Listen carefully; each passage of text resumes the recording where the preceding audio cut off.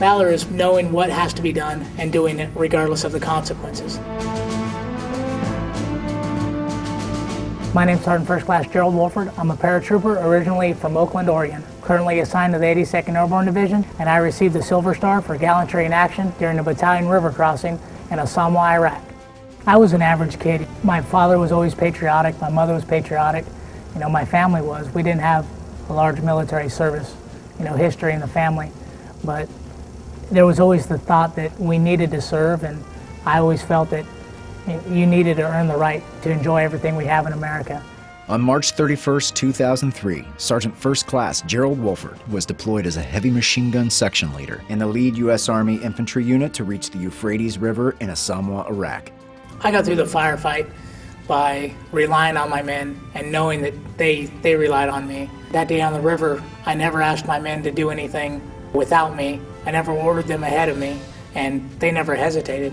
Their mission was the reconnaissance of bridges along the entire crossing zone and to provide heavy machine gun fire support to infantry units as they prepared to assault across the Euphrates. Sergeant First Class Wolford and his men neutralized a number of enemy positions in a series of firefights. At one point, an enemy RPG was fired at his vehicle and impacted on the bridge just above their heads, showering them with concrete and shrapnel and injuring him and his men.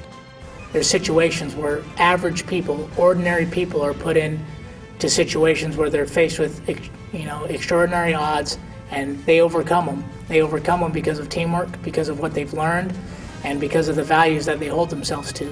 If our stories can inspire them to join the service, then that's great. But if our story can inspire them to succeed in life, then that's even better. Sergeant First Class Wolford reacted quickly, organizing his team to use the vehicle for cover while providing suppressive fire and eliminating the RPG firing position. He identified 2 members of his unit who needed medical attention, transported them to the nearest medic, and then returned to the fight. With or without the recognition of the Silver Star or anything that comes with that, when I led my men in Iraq that day on the Euphrates, I had 4 of my men who received Bronze Stars for valor, and that validated everything that I'd been taught.